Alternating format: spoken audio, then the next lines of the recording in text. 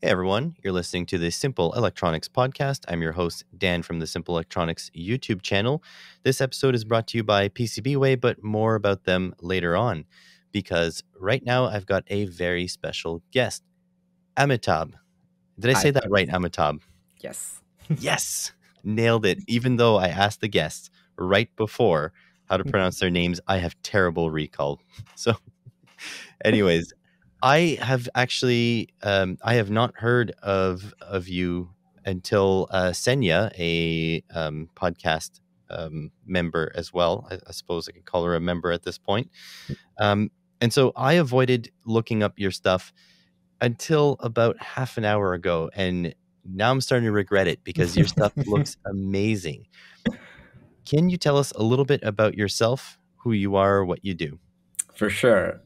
So I'm sort of a physicist turned artist and engineer. And I quit my job as an electrical engineer for a startup about 10 months back. And since then, I've been following personal projects. And recently, I'm in the middle of this thing called 100 Days of Sharing. I'm on day 71 right now, where every day I make something physical and, make a quick video about it and share it on my Instagram. That's insane. I When I was trying to learn photography, I joined I think it was 100 days of photography where all you had to do was take one picture a day, and I failed that. So, how the heck are you making something physical every single day? How's that even possible? I gotta say, it was pretty tough in the beginning. There, it certainly had those few days where I was like, "Oh my god!" Actually, the main pain for me wasn't so much with the making; it was with the video editing. So I'm trying to become a better storyteller, and initially I put like a lot of weight on how I was sharing, and I was like making all these transcripts of putting in jokes and things, and I was like, you know what, this is just making me feel worse. So now it's purely about making things and then very quickly editing together a video. So that's been much better. And I absolutely love making things, and I would have been doing essentially the same thing without essentially a time lapse camera on me. So, it feels great to share with people. Well, let's pick some project and get going from there. Then we'll talk about your projects a little bit, and then we'll talk about your past a little bit before that. So I happen to have met you on Instagram through Senya, and the first project that caught my eye was that you made some sort of jetpack, quote Yeah. unquote, and you're on skis. So can you kind of talk us through what the project is, and then maybe talk about your motivations for it? For sure. Yeah. So that was a super fun project. Essentially, it's an electric jetpack with two electric ducted fans that are sort of in like a falcon wing kind of configuration where they are motorized and they go into the jetpack and go out, so that when they're closed it looks like the form factor is that of a regular backpack. And I'm on skis. That was actually my first time on skis. We went to Lake Placid, and it, it's just like a remote control thing where I can turn it on and the jets just push, and it's about 15 pounds, 20 pounds of thrust, and it pushes me forward so that I can quote jet ski. Like the project started because I was joking with my partner how jet skiing doesn't involve a jetpack or skis. So I was like, I gotta make it now. Wow, that's actually hilarious. So I'm just looking. Let me describe what I'm seeing here. But yeah, basically, like you're saying, it's like a backpack. It looks like you have two lithium polymer sort of fireproof bags on your back, That's and right. then yeah, then you have these two little arms, and out come these EDFs. It looks like from a model, like a model jet, like a remote Yeah. control jet. And so you're saying it does about 15 pounds of thrust, Yeah. and it's enough to propel you forward. Because I see you're not going slow there at the end. Yeah. You're going. Yeah. So that's partially the reason why I chose skis is because the friction is fairly low, and I'm on flat ground there. Um, uh, indoors, it was actually great when I was first testing these things out. I sat on top of my workbench, which is on caster wheels, and gave it thrust, and it just launched the entire entire desk at the wall essentially, and basically it was a tornado in the room. The flow rate on these jets is kind of insane. Um, and as you mentioned, there's two. So the battery pack is kind of huge. And as I was first testing it out, I was kind of cognizant that if I have to fall, I should try to fall on my face, because it's about a stick and a half worth of dynamite. That's the energy stored in the lithium batteries there. Yeah, lithium batteries are no joke. But we should remind the viewers that are not quite as maybe familiar as I or specifically you are.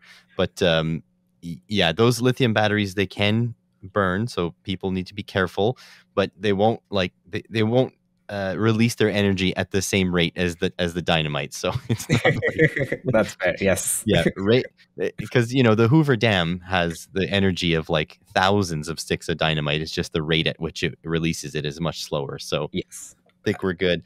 So you actually tried this indoors, huh? Yeah. I've tried just propeller motors, just testing thrust for my snow speeder. I have a remote control 3D printed 3-skied snow speeder, and that already sent everything flying in my shop. I can't imagine Yeah. the chaos in yours. For sure. It was a mess. And so, are you controlling this via microcontroller, or are you just using standard RC equipment for that? This particular project was completely stock RC equipment. Yeah. It was surprisingly easy on the electronics side. It was mostly a learning experience for me in the mechanical side, because it has some bent sheet metal parts. So I CAD'd everything up in Fusion 360, and it was one of the first projects that I did that involved a sheet metal component, and the back itself is like half-inch Dillerin, and I sort of heat shaped it as well. I used the handheld CNC machine, the Shaper Origin. That was my first time using it for a big project as well. So it was mostly a learning new mechanical things kind of project for me. Oh, you have okay. The Shaper Origin that bears actually mentioning. Can you explain what the Shaper Origin is? I thought this thing would never come to product because I Yeah. feel like I've seen a tested video on it like 6 or 7 years ago. Oh, okay. Yeah. So the Shaper Origin is a really cool machine. Essentially, um, it's a handheld router, but it's handheld, but it's got the router itself can move in like a half-inch circle. So, and then on top of that, it has a camera system which tracks these markers, tape. You put down tape markers. They kind of look like QR codes, very small QR codes, and essentially using the camera system and knowing that the QR code markers are on the same level as the surface that you're on, the system is able to very precisely know its location in 2D space. And so as you move the router around, it's able to correct for the mistakes that you're making with your hand, and just kind of like make a smooth curve cut as you move your hand jerkily around. And they've added like a lot of software features on top of that recently, and it's very popular with furniture makers, artisans, that sort of stuff. You can imagine if you have a wooden conference table, for example, and a company wants to put down its logo in epoxy. Someone can just come in, put down some tape, uh, carve out the logo, put in epoxy, and be gone in the day without ever having to move that table. And that sort of thing is where the Shaper Origin is finding most of its use cases. For me, it's great because it's no bigger than a regular handheld router, and I can have the power of like a a pretty large CNC machine. If I've done a project where I made like this 4 foot clock out of 3/4 inch plywood using the shaper origin, and it took a long time, and my hands were very tired at the end of it. But I can't fit like a 4 by 4 foot bed CNC machine in my workshop, so it's a great substitute for that. Oh, for sure. And on top of that, yeah, that's the thing. You're talking about a 4 foot CNC, but I mean, it might have software limitations, but in theory, it would be unlimited size Yeah. CNC machine, right? So because you're moving it around. I just looked it up while you were talking, and yeah, I saw this video on Tested's YouTube channel 6 years ago. Yeah. So that's quite a while. It's been a little bit. So the shaper origin, by the way, came out of the Center for Bits and Atoms. It's like it used to be a sister organization of the Media Lab at MIT, but since then they have branched off. The other mill, which is one of the other most popular CNC machines for makers, also came out of the Center for Bits and Atoms. So yeah, Is that the mill that I saw in your workshop tour? yes, The white box thing? yeah, yeah. Oh, neat. Is that an open source project, or is that just a finished product you can buy? It's a finished product that you can purchase. They don't actually sell that variant of the machine anymore. That's focused on making circuit boards, and now they sell a much beefier version, which is like steel case and stuff. This particular one is like Dillerin case. I don't think it is open source. I might be wrong, but it does use open source components. I think it used like a tiny G controller inside, but they've a lot of the main value of that machine is the software where you can drag and drop an Eagle file and it will do the cam, and you'll basically just ready to start milling your circuit board right away. And that's what I primarily use it for as well. I have a couple of small 3018 CNC machines as well, which are more open source, but I find myself not using them as much because the software is just not as friendly. By the 30, okay, I see. I looked up what the 3018 is. Turns out I have one of those too. I just haven't Yeah. got the chance to play with it yet. Yeah. So if anyone's listening, the 3018, pretty much if you go on Amazon or Banggood or AliExpress and you type in 3018 mill, it's just basically this XY gantry, very very small, very compact mill. I have one here. I haven't got a chance to use it yet because um, I find you need a lot of sort of initial investment before you get started with stuff like that. So I find I need personally I need to be in the right mindset to tackle, like, what if this thing, what if I break 7 end mills in a row trying to Yeah. figure out how it works. And so I just haven't had the energy to tackle that. But you say you have several of them. What do you use them for? So I have two of them. I bought one, and I bought like the plastic frame one, and I tried doing. The aim was to do aluminum molds for injection molding. Uh, at my previous work, we had a small injection, like a manually operated injection molding machine, and we were doing some wire harnesses, and we wanted to do strain reliefs for them. And so that's what I was using the machine for. Thankfully, I still have them around. The plastic frame turned out to be a little bit too soft for the speeds that we were trying to mill at. So I bought another one, which was the aluminum frame one, which is the one that I use more often now. But it, yeah, I mean, honestly, now, unless I'm milling metal, I don't really use the 3018s. I just try to do everything on the other mill, even though it has like a much smaller bed size and stuff. Gotcha. Excellent. Um, Also, I have to bring this up because the only video of yours that I watched was your shop tour. Uh-huh. Um, can you explain to the audience how you go from your house to your shop? I okay, so I I have my workshop. The dirty workshop is down in the basement of the house, and I have a secret bookshelf door that I made, and you pull on a book, and it opens the door. And that's how you go downstairs into the basement. It's pretty awesome, actually. I will link the workshop tour in the description. So those of you listening to the podcast, I highly recommend. That's a great place to start. It's actually a crime that that video. I mean, maybe you posted it on other platforms, but on YouTube, there's 26 views, and it doesn't make any sense. Like I always say to my guests on YouTube, you don't get what you deserve, you get what you get. And this is one that deserves some attention. So hopefully the podcast listeners will go and take a look. Kind of happy for the 26 views. The workshop is super messy, so I don't want to super advertise that. But I'm kidding. No, it's fine. You know what? I don't remember who said it, but the state of someone's workshop represents the state of their mind.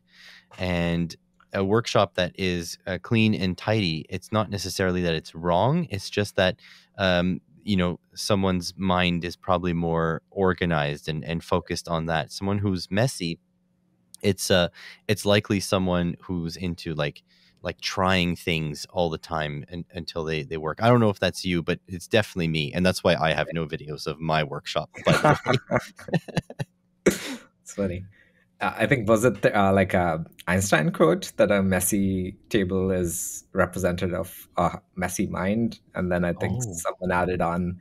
Then I wonder what a clean desk or like a clear desk is representative of, like a clear or that, like empty mind. I mean, it's possible, but I do know some fantastic makers who have very clean workspaces. So I didn't want to throw shade on them, basically. Oh yeah, I am completely. So, by the way, the Sanya introduced us because I was talking to her about my workshop and the fact that it is completely disorganized, and that I've been thinking and thinking about, like, doing a complete organizational rehaul. And she was like, "You should talk to Dan." So I wonder if you have some nuggets of knowledge to share there. I do. I have some. Now, you'll have to take it with a grain of salt because my life as of late has been just chaos. So we're Yeah. ju- we're gonna have to do as I say, not as I do type type of thing. Um, but my first and foremost thing is the only way that I can sort of find myself in my shop is to start. My organizational philosophy is to start big and then narrow down. And so I'll have areas of my storage system which are just dedicated to certain things. So like all my Arduino stuff is kind of like in the same corner Hmm. of the shop. And then from there, it's sorted down into smaller bins and smaller bins, sort of thing. So that's one thing is when my wife says, "Oh, I have problem X," like for example, "Oh, do you have a USB cable that has this kind of end?" Hmm. I know exactly what end of my shop to go look at, and then I can find myself a lot easier. So I like to go from big to small in that way. Makes a So lot of that's sense. that's one thing, yeah. And the other thing that I find you've already done, which is I couldn't live without this, is to split your shop into clean and dirty. Oh yeah, And big help. so, yeah, and so you know exactly what I'm talking about. But for the audience, that maybe they don't understand what we're on about, um, there's two kinds of work. So there's clean work, which is sort of like soldering, prototyping, computer work. Like coding. I mean, we try to avoid that, but coding. And then there's dirty work like sawing, welding, cutting, gluing, stuff Yeah, like that. And then that requires a separate area of the shop, or like you and I, actually physical different shops. yeah. And then that already goes a long way because when your Arduinos start filling up with sawdust, you've got issues. Yep, Am I right? for sure. So those two. Do you have anything specifically in your organization that works for you, and maybe I can think of some other stuff that works for me. Yeah, I mean, so right now I think the thing that's sort of been working and not working at the same time for me has been bins. And like, I always keep going back and forth where I'm like, either everything should be in bins or like nothing. And so I just bought like 80 of these 6 quart Sterilite containers. And I'm right now I have these commercial shelves. These are like typically what you'd see on the aisles at like Target or something is like there are these beams, and you can put these support members and then put a shelf on top of them, and then that's where I'm storing all of my bins right now. But I saw this YouTube video by April W something. I forgot her last Yeah, name. I always forget her name. April Wilkerson, I believe Ah, it is. okay, yeah, probably. And she made this great little plywood wall where she just cut out these uh, uh, divots, or like not rabbit joints, but essentially just routed out small slits for the tops of the bins to slide into, so that the bins are not stacked on top of each other. They're just each individual, almost like a drawer that you can remove. And I saw that and I was like, I need that. um, Labels, oh my god, I cannot live without the label maker. Yeah, and they have to be human-centered labels. Yes. So, yeah, I do the same thing. I also, first of all, I love my bins to be transparent because I Yes. need to be able to quickly at a glance see inside. And I use, yeah, human-centered language. Like I'll put like USB cables, or I'll put um I have a bin called assorted lengths of wire, and I think anybody who's into making, you need a bin labeled assorted lengths of wire. Um, but I purposely use human centered language on my bins so that anybody, like, let's say I'm at a maker, event, and something breaks. And I'm like, oh, I need to call my wife and say, can you go downstairs, Yeah. get the bin labeled, 120-volt plus, and just bring it here, please. And then she'll know exactly what I mean, instead of, going, oh, in the For red sure. category, bin number 672. Like it doesn't make sense, right? Just Yeah. communication. Oh, if you heard some noise, it's because we have freezing rain right now, and I think my roof just the whole roof full of ice collapsed down. So I don't know if you guys heard that. What? Like the Like, snow fell down or something? yeah, like the sheet of ice that built Oh up wow. on the roof. I think it just slid all down. So Yeah. yeah, I didn't the hear neighbor. anything, but huh.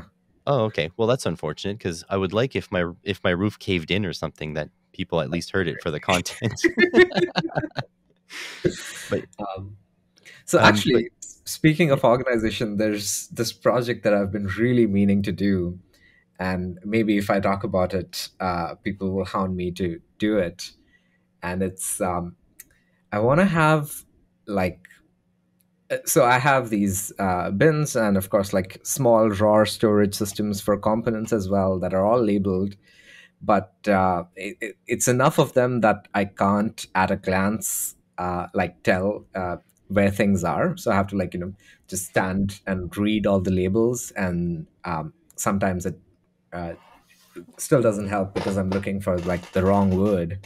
um, so what I would like to do is have like a webcam, almost like a surveillance cam thing in the center of the room with pan tilt and zoom and a laser pointer. And the idea is that the thing would just go around and scan the entire room all the time, and looking for just words, and just be adding that to a dictionary.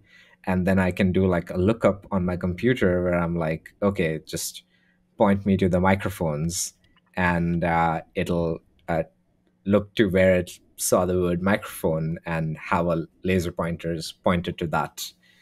That might be an interesting project to do at some point. I will have to clear this section with a friend of mine, because he told me about this, but I'm not sure if he told me last time he was on my podcast or privately. So For your ears only, maybe, but Oh. maybe for everyone else. But a friend of mine, another maker on YouTube, Mhm. that's his name, not saying just some random maker. He is planning that. Actually, he's working on that No exact way. system, Dude. close to that system. I'll say close to that system. So he is working on AI, like camera recognition, Hmm.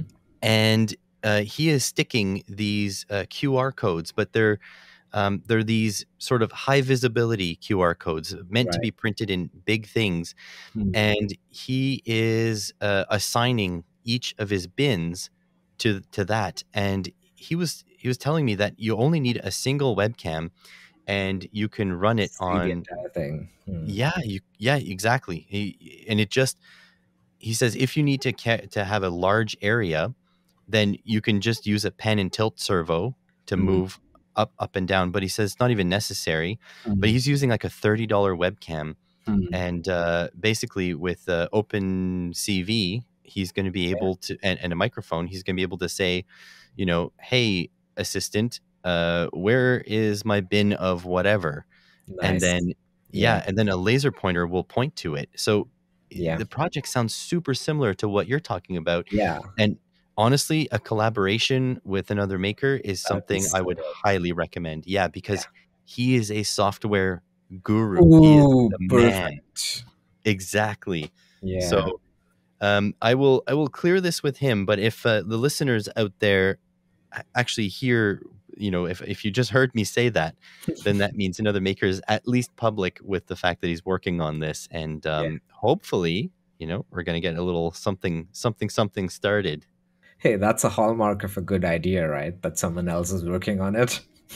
Yeah, 100%. And I think he's already done the layout, and I think he's picked Sweet. the types of QR codes.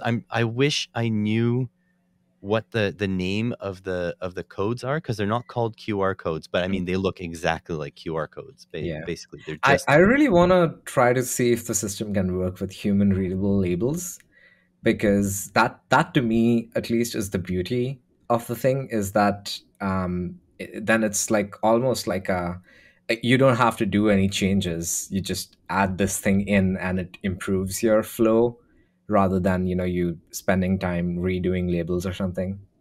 That's very true. That is 100% true. So we'll have to see. We'll have to mind meld you two together, Okay, and see what you great. guys come up with. But yeah, he's been working on that, just because same as you, he can't find where his stuff is at a glance, and that can be a little bit frustrating, right? Yeah, 100%. Like sometimes I spend half the time on a project just looking for stuff. It's not even a joke. Like I have bought like so many vernier calipers. I have like 6 vernier calipers at this point, because they just get buried beneath stuff, and then I'm like, oh, you know what?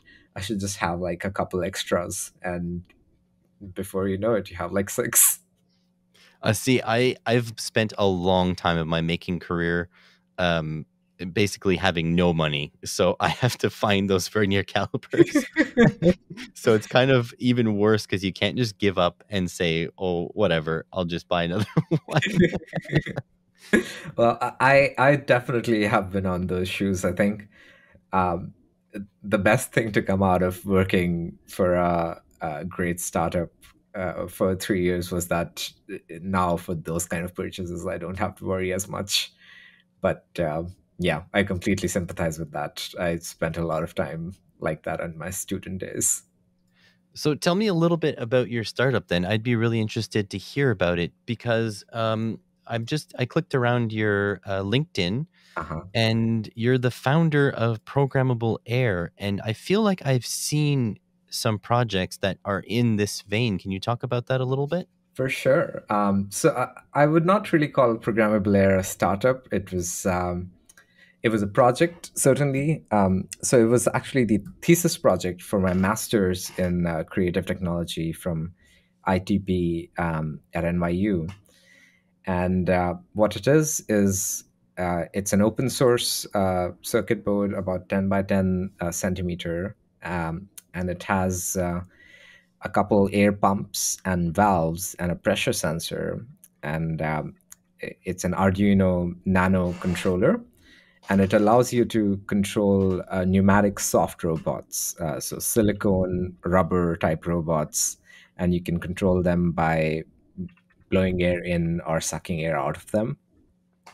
And so that's the kit, and I crowdfunded it on Crowd Supply as my thesis. It was very well received, and I fulfilled those orders and have been kind of shipping out more units in spurts since then. So you're still getting orders now then? Yes, they get sold out pretty quick. Oh, okay. Okay. So, yeah, can you explain what the physical board is then? What is the physical? Because I'm looking at it and I recognize a couple of the parts, but not all of the parts. Yeah. So I really wanted. Uh, Let me tell you a little bit about how the project started Sure. first.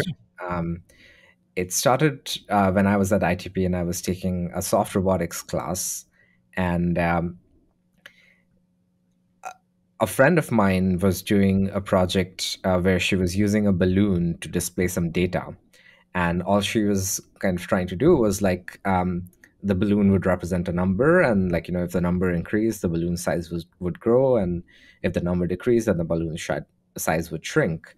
And she was using these gigantic like solenoid valves and like half-inch vinyl tubing and a large compressor and things. And I was like, why are you using like such a complicated set of things to control something that seems so simple?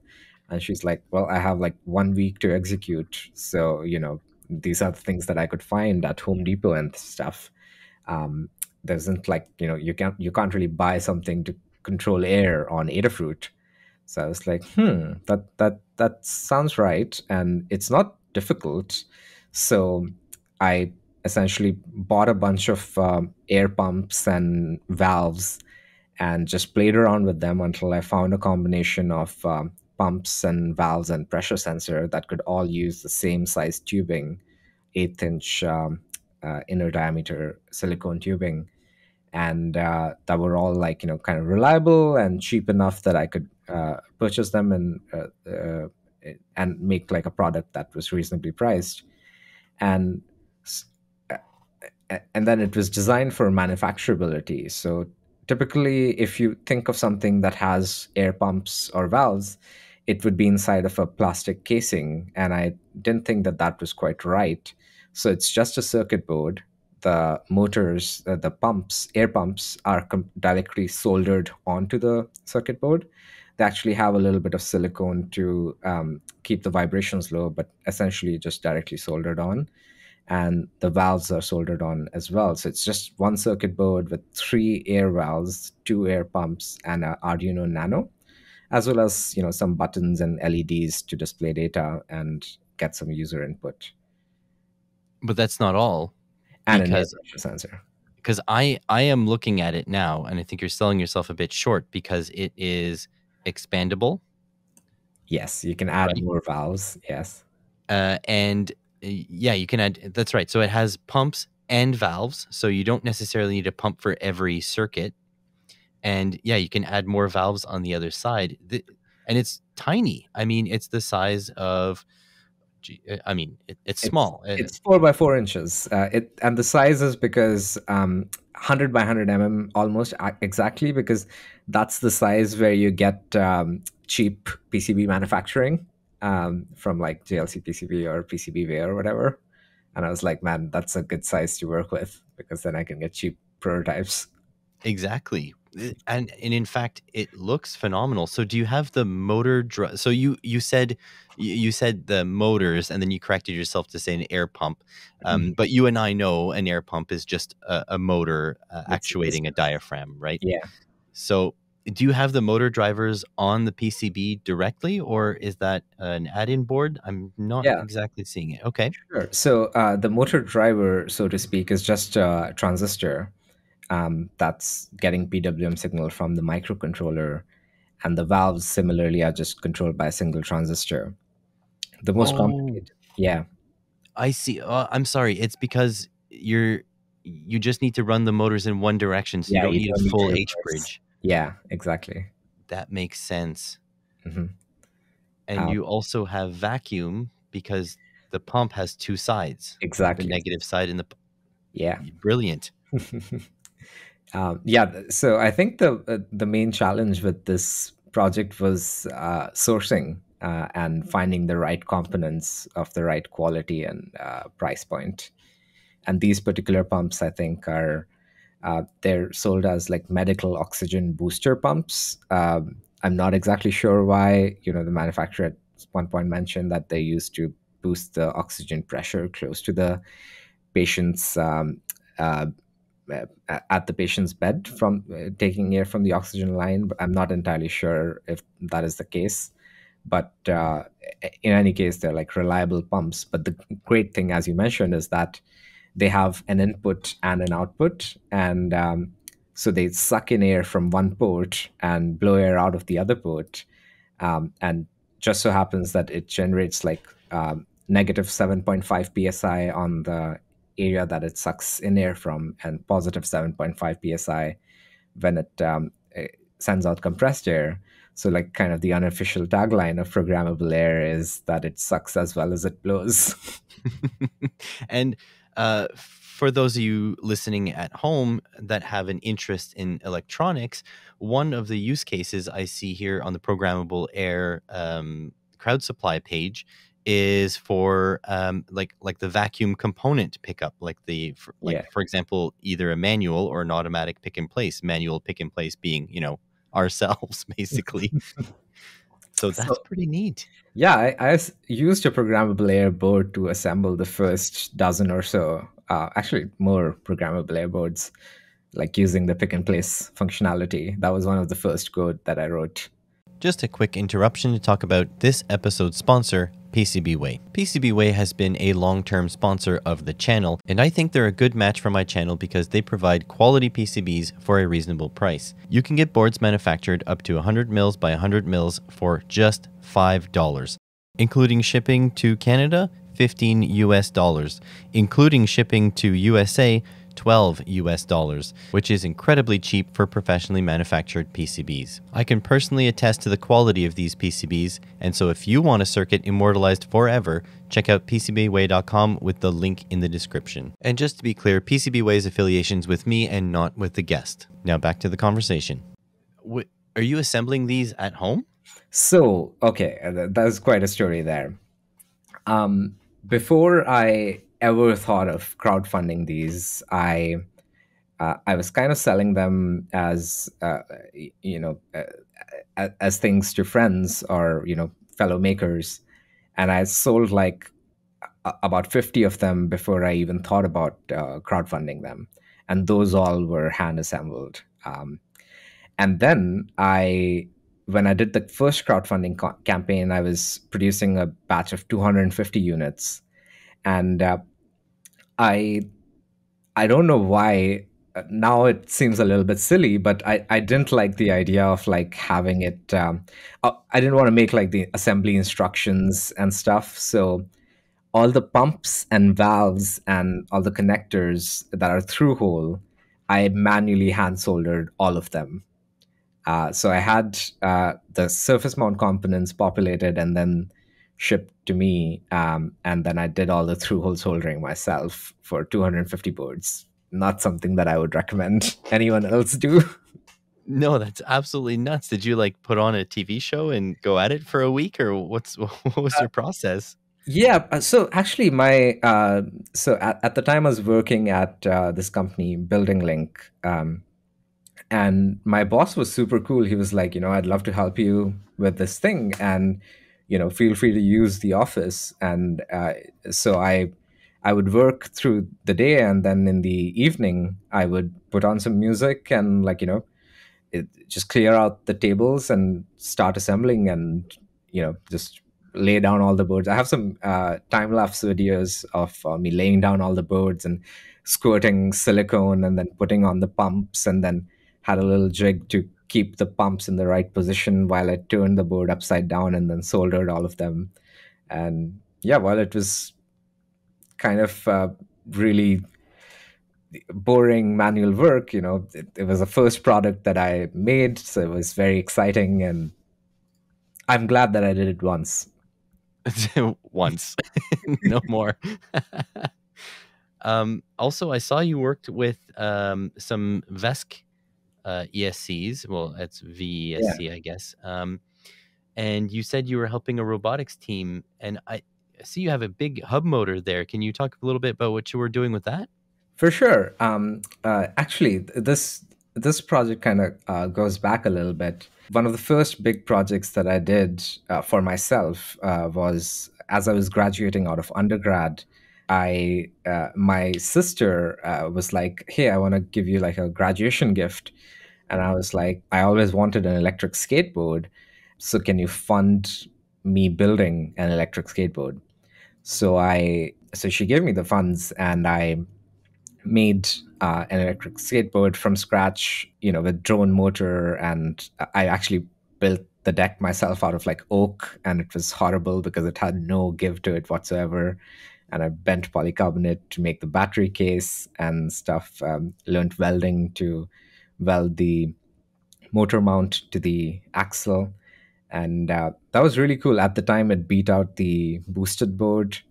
And this was like 8 years back.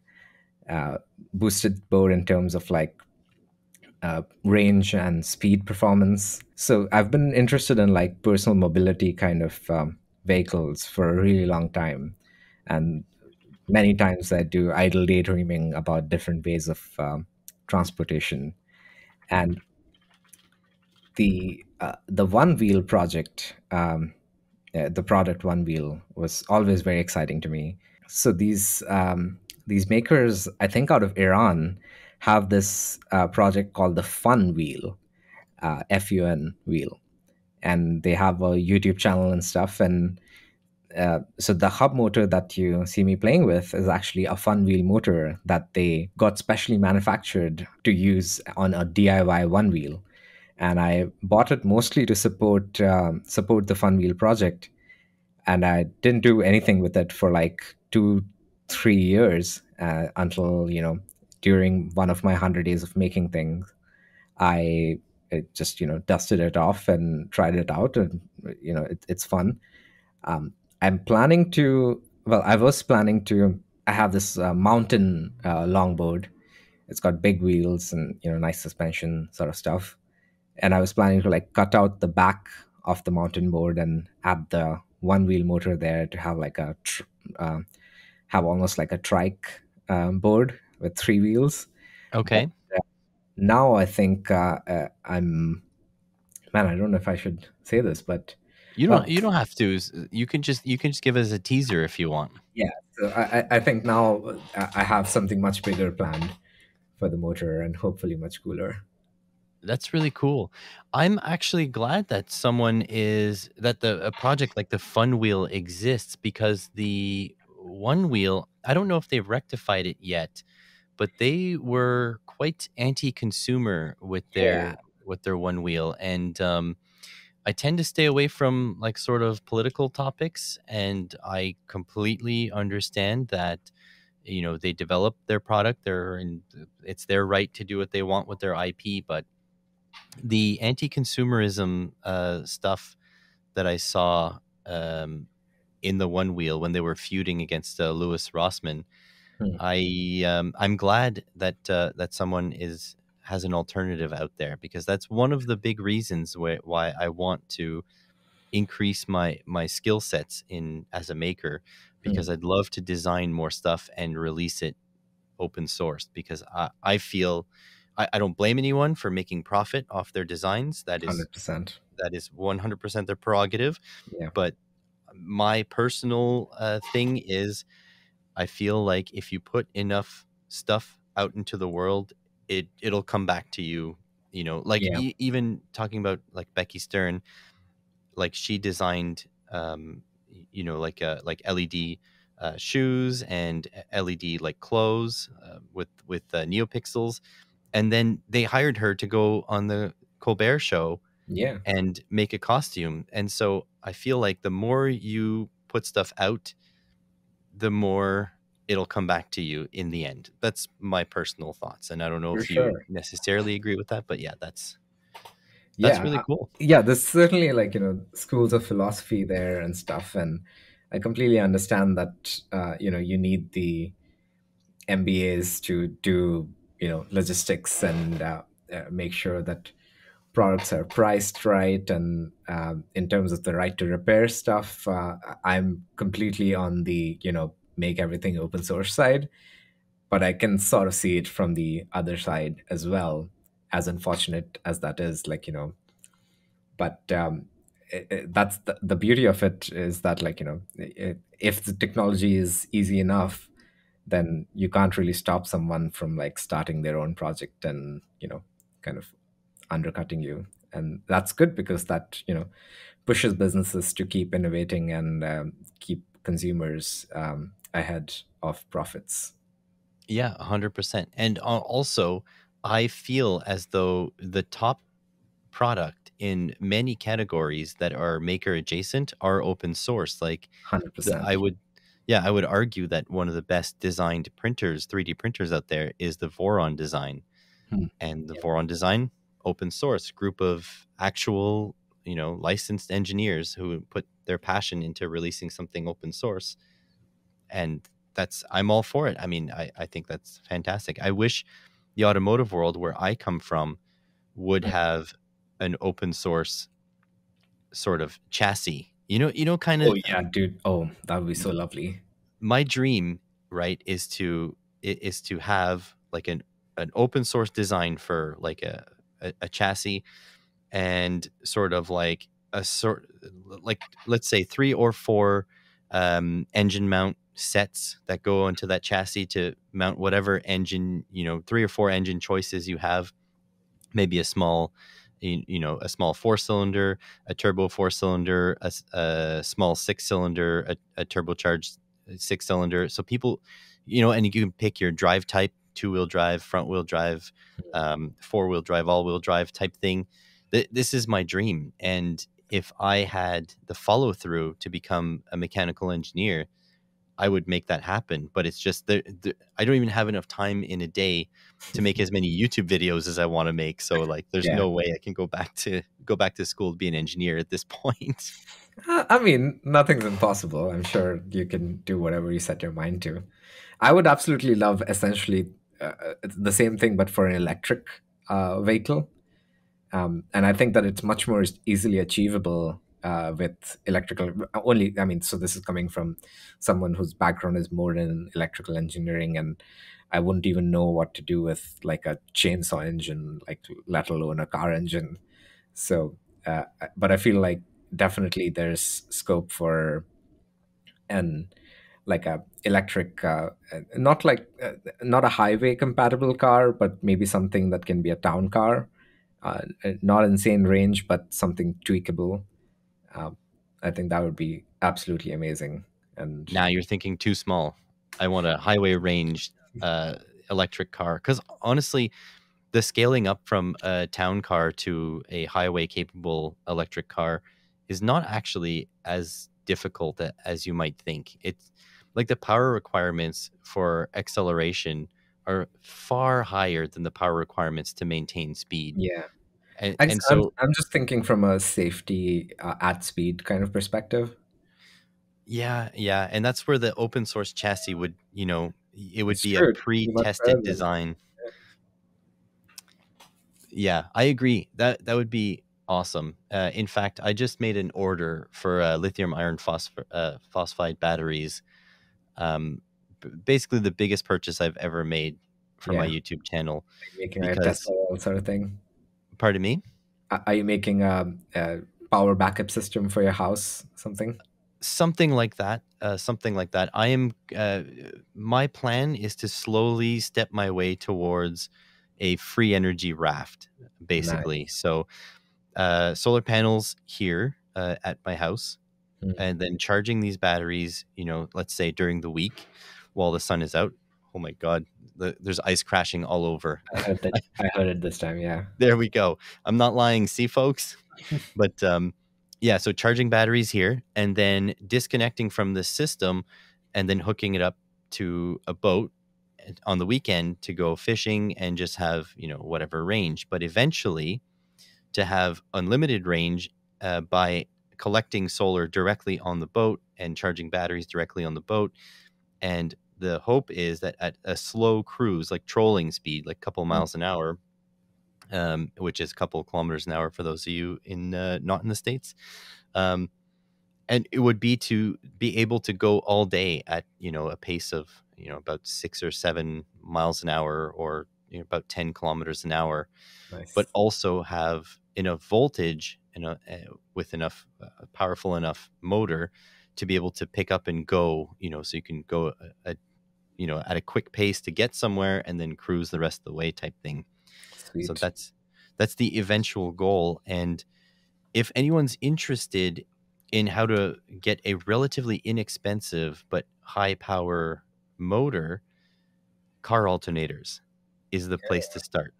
Nice. I, I don't know if you're familiar a little bit with the components of a car alternator, but it's basically a three-phase motor, but you just need to invert the way it works. Instead of powering the stator powering the rotor and collecting energy off the stator, you need to control the stator and most usually replace the rotor with permanent magnets. But yeah, it's Hmm. a great way to get, you can get a used alternator from a scrapyard for as little as $20 to $40, and you can turn that into a 1,500 watt to 2,000 watt Wow. motor. And so, I mean, there's incredible power for not a lot of money. And then you can just parallelize those, using a bunch of VESCs and a bunch of those. So if you have a four-wheel, like a go-kart, you could power each wheel individually with one of these. And then you're up to about 8 kilowatts. And 8 kilowatts is some serious power. Yeah. Most e-bikes are less than 1 kilowatt. So Correct. Yeah. So I think you would get close to highway speeds hmm, using just modified alternators. And of course you can get high output ones from pickup trucks, yeah, which you could probably do 2 to 3 kilowatts on. So full motor. Nice. yeah, because some of these alternators are 12-volt output at 300 amps. And so that's If you, hmm, if someone's good at math, give me a second. 12 times 300, that's already 600. 3.6 kilowatts. Yeah. So yeah, just a thought. That's Very cool. that's my plan. Nice. Yeah. What are you planning to use this boat for? We have here in Ottawa, we have the Rideau Canal system, which is a man-made canal that was during in the 1700s, at least, when the U.S. and Canada were still the British and the Americans were feuding, and our capital was in Kingston, very close to the American border. And Mhm. what they did is they moved the Canadian capital up to Ottawa, where it is now and where I live. And in order to supply Ottawa, in case of a military being cut off by military, they dug a canal system all the way to the St. Lawrence, basically the Great Lakes, basically. And so this canal waterway is something you can do it in a canoe, and it Nice. takes 2 weeks, and you have to go up the lock system or Uh, down the lock system. But yeah, my ideal would be to be able to do that trip from Ottawa, to the Great Lakes. You can make it to On a Toronto. You single can make it to charge. this. Pardon me. On a single charge. Yeah, on a single charge, exactly. Sleeping in the Nice. boat, like just on a cot on the raft, fishing all the Nice. way up, all the way down, Wow. and yeah, that would be the dream. It's not going to happen this year, but if I collect the equipment slowly over time, it's going to be possible. And my thought was that I could use a modified alternator Hmm. in in the removing a small outboard like a boat motor, removing the power head and Hmm. replacing it with the alternator, Makes and then you sense. should have some real power. Yeah. I wonder, have you looked into the hydrofoil stuff? I have. It's terrifying. I mean, yeah, terrifying, but very exciting. Very Um, exciting. Yep. yeah, these, Those I don't think you'd be able to do those speeds on the canal. It's more of a leisure Mm. river. It's kind of narrow in places, but yeah, it's pretty crazy. Can you explain to the listeners what a hydrofoil is, just in case they don't know? Sure. Yeah. So, I mean, a hydrofoil is essentially just a wing underwater. So, most of the resistance when you're traveling on water comes from the drag that because water is quite viscous, you get a lot of drag, much more than air. And the power requirement goes by square of velocity. Um, so as you want to go faster and faster, it takes much more power to do that, and that's just pretty much wasted power because you're just heating up water and making waves. So what a hydrofoil does is it's essentially a beam, um, typically something strong like carbon fiber beam, down into like half the height, half the length of your boat, something like that. And then there's a small wing because water is much denser than air. You need a much smaller wing than air. And when you go to like enough speed, the wing just produces enough lift that the entire boat is above water. So it's now not producing any significant drag. So the only drag is from the hydrofoil, the wing itself, which is much lower than the entire hull of your boat. So people have made like hydrofoil surfboards, which are absolutely amazing, and there's a couple open source projects around that as well. And I think CES this year they unveiled a $400,000 hydrofoil mini yacht sort of thing. But I think that that price point is just kind of like it's ludicrous. A It's little not. bit, yeah.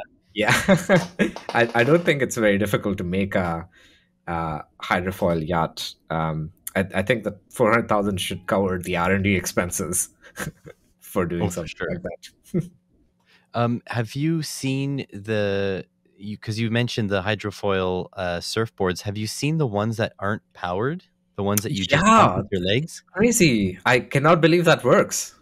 It's incredible, huh? So I guess the principle for those listening at home, not an engineer, mind you, but when you pump downwards, what it does is you're actually putting energy into the system, and then that energy is translated by an increase in speed, and then you lean back, and then the hydrofoil uses that speed to pump you most of the way back up. I don't think you can do this ad infinitum, Huh. but you can do it for quite a distance. And so yeah, people like literally they're just pumping their legs, and yeah, you can do, I've seen people do over 100 feet. Wow. Pretty impressive. Yeah. It's crazy to me what people can do. I mean, People are here, amazing. yeah, here I am struggling with MicroPython, and these people are just living their best lives. Hey, I'm sure those people. I mean, I think that I get that you're being like sort of facetious, but I hope that people, everyone is awesome. For sure. Well, everyone has a capacity to be awesome. That's very true. Anytime you add your point of view to something, when you start creating, that means you've done something. It's always better than not doing something, Yeah. for sure. Um, Look, the time has flown by, and I ask all of my guests the exact same question. Can I lay it on you? Sure. So, if you had a grant, so think unlimited money to start the business of your dreams, it does not have to be profitable, but it Hmm. does have to provide a service or a product. What kind of business would you start? Damn. That's a good one. Uh, It's always a good. I like it when someone says it's a good one, because that means that means you have to think about it a bit. But yeah. there is no right and wrong answer. Of So don't. course. Yeah. Yeah. So I'm trying to think of like so you can take multiple angles with this question, of course, and like one of the ones that comes to mind quite obviously is like sustainability and things like that. But I think that there's a lot of talk about that and a lot of work being done in that direction as well. what I don't see a lot of work done is in the direction of like healthy fun. And I think it would be great to have a business that makes bespoke gifts for your loved ones. And that's something that has been motivating a lot of my personal projects recently. Certainly something that I really enjoy making gifts. So I think making fun techie gifts that you know delight people, that would be a great business. I think you'd be a shoe in for that because we didn't get to talk about it too much because a podcast, even long form, is not long enough. But you've done quite a few delightful things in your, that I can see in your Instagram timeline. So I think someone like you would be well suited to run a business like that. So I think that's a fantastic answer. Thanks. Um, let's look. I'd be remiss if we didn't talk a little bit about some robotics, though, because I see you have I don't want to say it wrong. Poop bot? Yes, it's a poop bot. Can you tell us a little bit about that? Sure. So I've been well, actually, so poop bot came about because my partner and I were just taking a stroll through the park, and there was just like so much goose poop laying all over the place. And I was like, okay, here's a job that's like monotonous, dirty, and it's the perfect job for robots. No human wants to be strolling in a park, but you know, picking up goose poop. And I thought that it would be fairly easy to make a robot that just follows a set path every day and has a little rotating thing in the front that picks up goose poop and then just goes docks in at night, kind of like a Roomba for the park. And so Poopbot 1 is like the first prototype of that idea. And yeah, it's got a Raspberry Pi, and it's got a big a big poop emoji on top of it. But I can drive it around over the internet, and it has a lidar on top, so it can navigate ish somewhat. It has an understanding of the environment that it's in. But yeah, the work is currently paused on Poopbot because of 50 other projects. That makes sense. And I have to apologize because those are Canadian geese that come over and poop Oh, everywhere. And I don't know if you've ever heard the joke or the stereotype, but that Canadians are very kind because we bottle up all our anger into Canada geese. that's funny.